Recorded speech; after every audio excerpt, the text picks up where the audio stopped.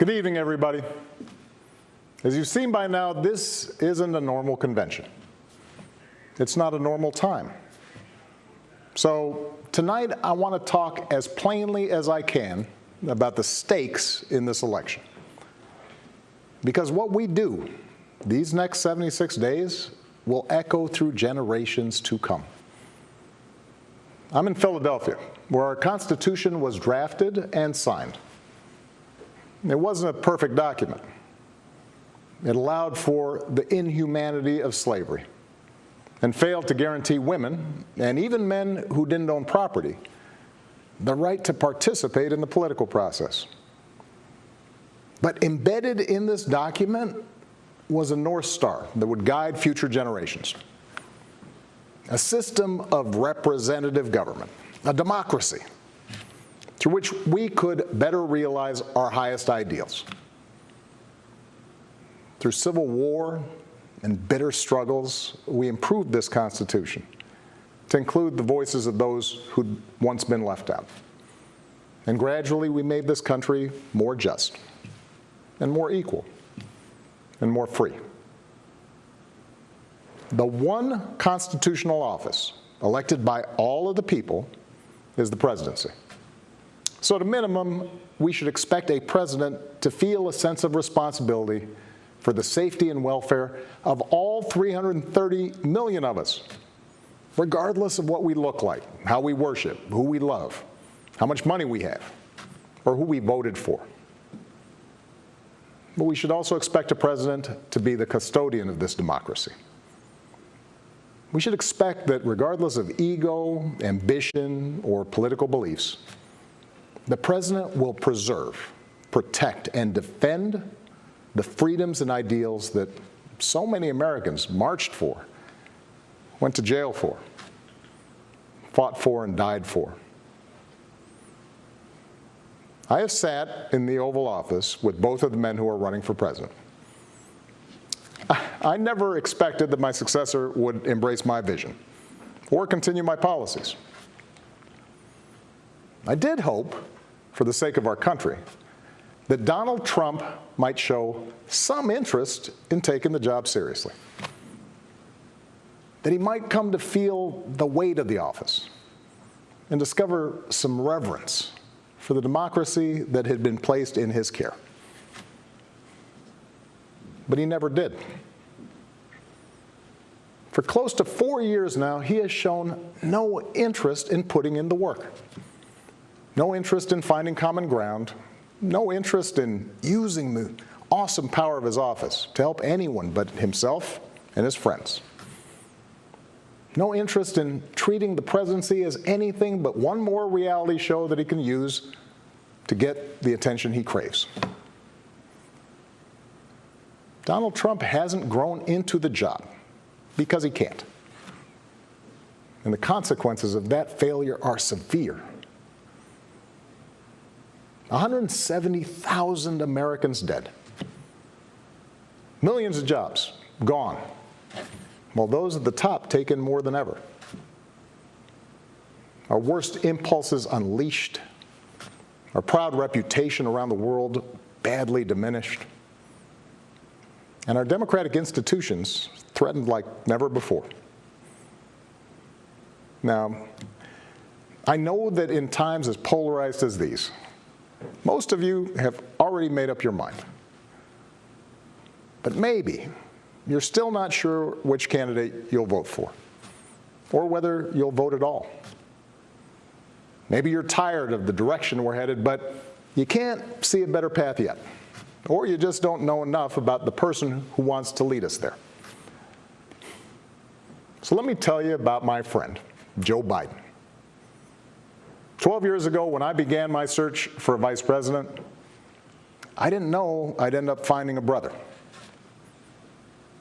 Joe and I come from different places, different generations, but what I quickly came to admire about Joe Biden is his resilience, born of too much struggle, his empathy, born of too much grief. Joe is a man who learned early on to treat every person he meets with respect and dignity, living by the words his parents taught him. No one's better than you, Joe, but you're better than nobody. That empathy, that decency, the belief that everybody counts, that's who Joe is. When he talks with someone who's lost her job, Joe remembers the night his father sat him down to say that he'd lost his. When Joe listens to a parent who's trying to hold it all together right now, he does it as a single dad who took the train back to Wilmington each and every night so he could tuck his kids into bed. When he meets with military families who've lost their hero, he does it as a kindred spirit, the parent of an American soldier, somebody whose faith has endured the hardest loss there is. For 8 years, Joe was the last one in the room whenever I faced a big decision. He made me a better president, and he's got the character and the experience to make us a better country. And in my friend Kamala Harris, he's chosen an ideal partner who is more than prepared for the job.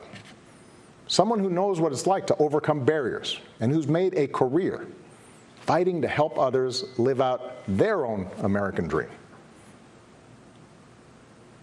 Along with the experience needed to get things done, Joe and Kamala have concrete policies that will turn their vision of a better, fairer, stronger country into reality.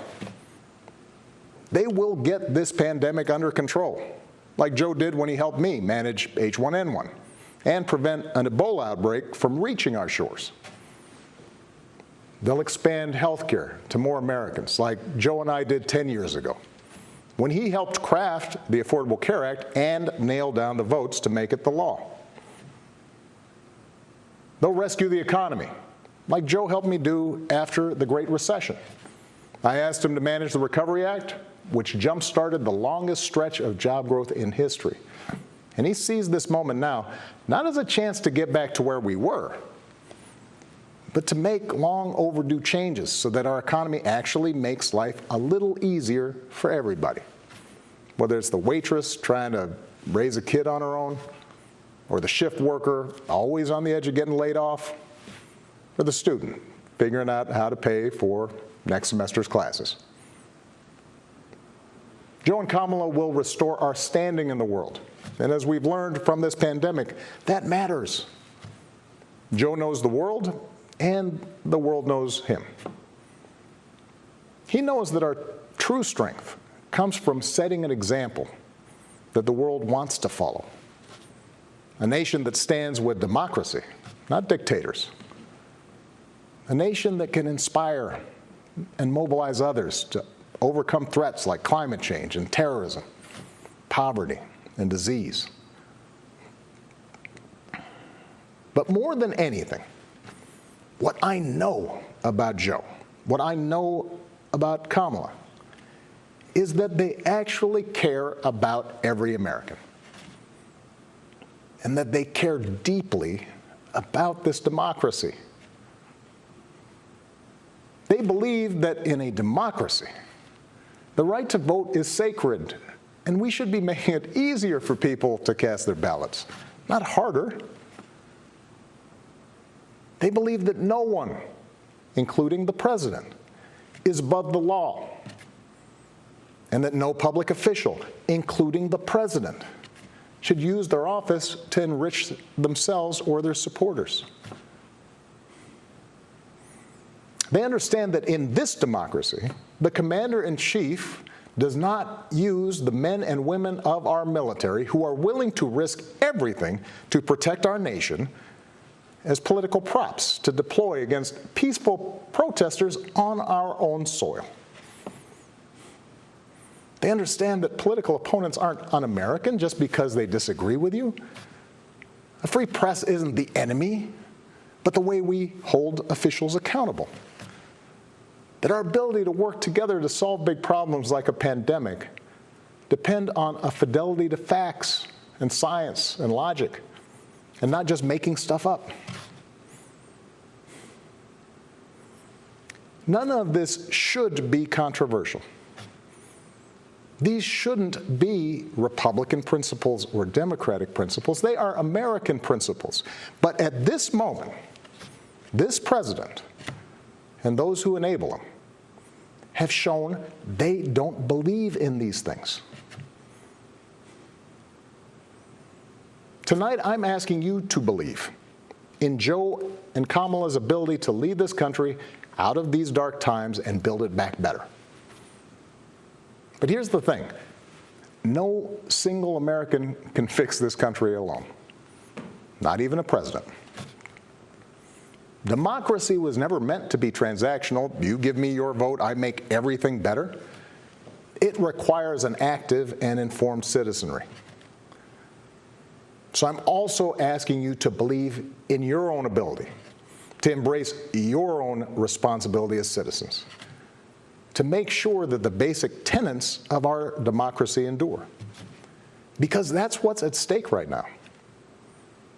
Our democracy. Look, I understand why a lot of Americans are down on government. The way the rules have been set up and abused in Congress make it easier for special interests to stop progress than to make progress. Believe me, I know it. I understand why a white factory worker who's seen his wages cut or his job shipped overseas might feel like the government no longer looks out for him, and why a black mom might feel like it never looked out for her at all. I understand why a new immigrant might look around this country and wonder whether there's still a place for him here. Why a young person might look at politics right now, the circus of it all, the meanness and the lies and conspiracy theories, and think, what is the point? Well, here's the point. This president and those in power, those who benefit from keeping things the way they are counting on your cynicism. They know they can't win you over with their policies. So they're hoping to make it as hard as possible for you to vote and to convince you that your vote does not matter. That is how they win. That is how they get to keep making decisions that affect your life and the lives of the people you love. That's how the economy will keep getting skewed to the wealthy and well-connected. How our health systems will let more people fall through the cracks. That's how a democracy withers, until it's no democracy at all. And we cannot let that happen. Do not let them take away your power. Do not let them take away your democracy. Make a plan right now for how you are going to get involved and vote. Do it as early as you can and tell your family and friends how they can vote too. Do what Americans have done for over 2 centuries when faced with even tougher times than this. All those quiet heroes who found the courage to keep marching, keep pushing in the face of hardship and injustice. Last month, we lost a giant of American democracy in John Lewis. And some years ago, I sat down with John and a few remaining leaders of the early civil rights movement. One of them told me he never imagined he'd walk into the White House and see a president who looked like his grandson. And then he told me that he had looked it up. And it turned out that on the very day that I was born, he was marching into a jail cell, trying to end Jim Crow segregation in the South. What we do echoes through generations. Whatever our backgrounds, we are all the children of Americans who fought the good fight. Great-grandparents working in fire traps and sweatshops without rights or representation. Farmers losing their dreams to dust. Irish and Italians and Asians and Latinos told, go back where you come from. Jews and Catholics Muslims, and Sikhs made to feel suspect for the way they worshiped.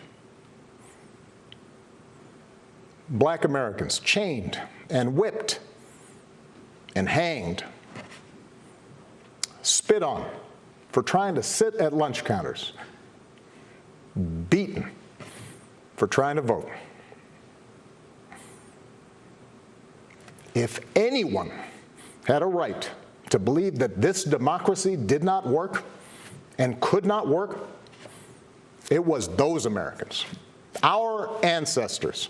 They were on the receiving end of a democracy that had fallen short all their lives. They knew how far the daily reality of America strayed from the myth. And yet, instead of giving up, they joined together. And they said, somehow, some way, we are going to make this work. We are going to bring those words in our founding documents to life.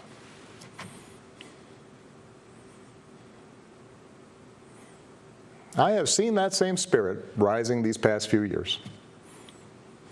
Folks of every age and background who packed city centers and airports and rural roads so that families wouldn't be separated, so that another classroom wouldn't get shot up, so that our kids won't grow up on an uninhabitable planet.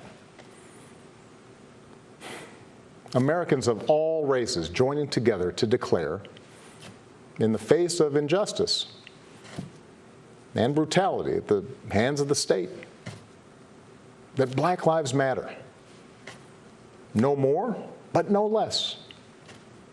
So that no child in this country feels the continuing sting of racism. To the young people who led us this summer, telling us we need to be better, in so many ways, you are this country's dreams fulfilled. Earlier generations had to be persuaded that everyone has equal worth. For you, it's a given, a conviction. And what I want you to know is that for all its messiness and frustrations, your system of self-government can be harnessed to help you realize those convictions for all of us. You can give our democracy new meaning. You can take it to a better place. You're the missing ingredient. The ones who will decide whether or not America becomes the country that fully lives up to its creed. That work will continue long after this election. But any chance of success depends entirely on the outcome of this election. This administration has shown it will tear our democracy down if that's what it takes for them to win. So we have to get busy building it up by pouring all our efforts into these 76 days and by voting like never before for Joe and Kamala and candidates up and down the ticket so that we leave no doubt about what this country that we love stands for today and for all our days to come. Stay safe. God bless.